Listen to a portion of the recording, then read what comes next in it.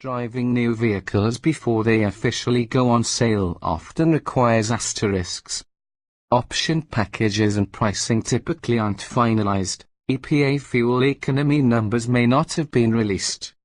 The disclaimers for our first experience with the 2017 Volkswagen Tiguan, on the other hand, read like those for reality court TV, where everything's true, except the names, places, and events have been changed. To that point, the prototype European spec Tiguan we drove on frozen roads and lakes in northern Sweden is essentially the same as the American spec model coming stateside in summer 2017, only the wheelbase, engine, transmission, and suspension will be different.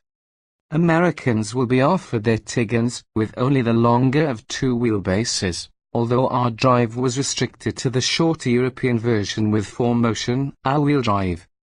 Its 7-speed dual-clutch automatic transmission and turbocharged 4-cylinder engine and adaptive electronic dampers also will stay on the continent. Our Tiguan will use the newer version of Volkswagen's EA888 Turbo 4 working through an 8-speed torque converter automatic transmission. Our spec panel for this story reflects the version we expect to see in the States. To paraphrase Obi-Wan Kenobi, this is not the Tiguan you're looking for. Still, our drive offered a useful preview.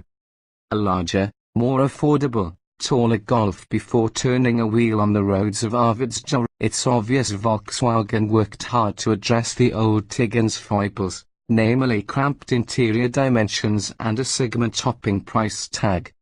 Those demerits cost Tiguan sales to ever-improving segment stalwarts such as the Honda CR-V, Ford Escape, and Toyota RAV4. The new one is larger in every way, and we expect it to be competitive price-wise, starting around $23,000. Helping to cut costs is VW's modular MQB vehicle architecture, which also sits beneath the Golf and Audi's A3. Improved packaging affords generous interior room front and back even in the short wheelbase model, which, compared with the outgoing Tiguan, has 3 extra inches between the wheels and a body 1.2 inches wider and 2.4 inches longer. The US version will have an additional 4.3 inches or so of wheelbase and, naturally, will be longer. The returns are satisfying. Volkswagen says rear seat passengers have an additional 1.1 inches of knee room, but that's underselling things massively. A nicely placed lower cushion, gobs of headroom and legroom, a USB port and a 12-volt power outlet, and generously sized rear windows make the back seat an airy, pleasant area. A third-row seat option will also be available for Americans. Functional touches in the enlarged cargo hold include easy to-reach release levers for folding down the rear seats, a multi-position cargo floor, and 12-volt and household power outlets.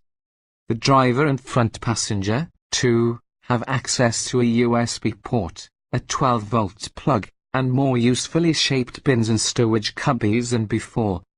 The dashboard follows Volkswagen's understated, angular design ethos, and everything is assembled from high-quality rubbers and plastics.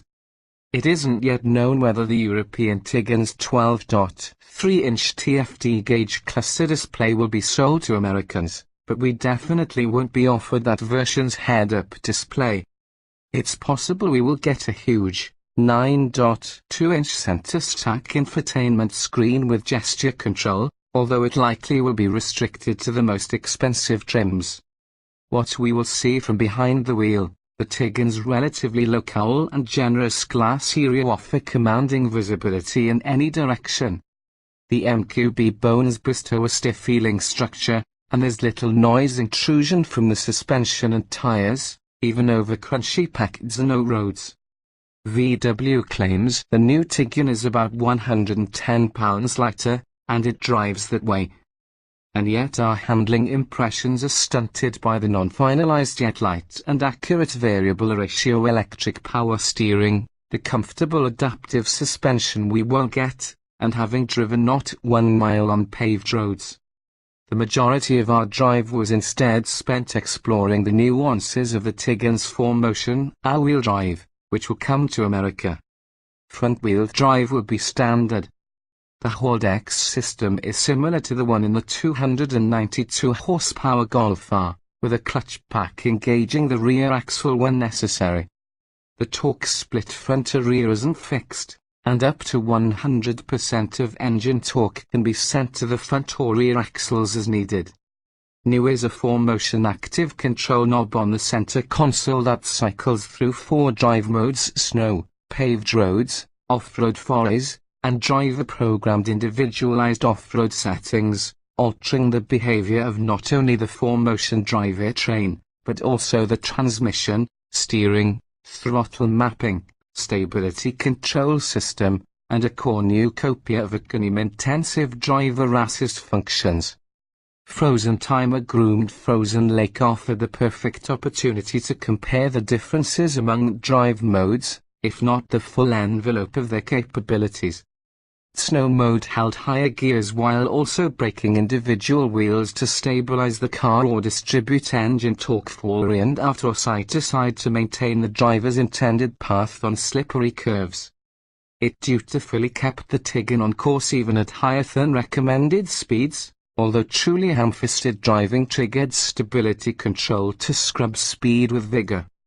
Selecting the road setting and its sport sub option enabled us to overcome the Tiguan's inherent understeer with dabs of computer-monitored bumps of power to the rear axle at lower speeds on ice.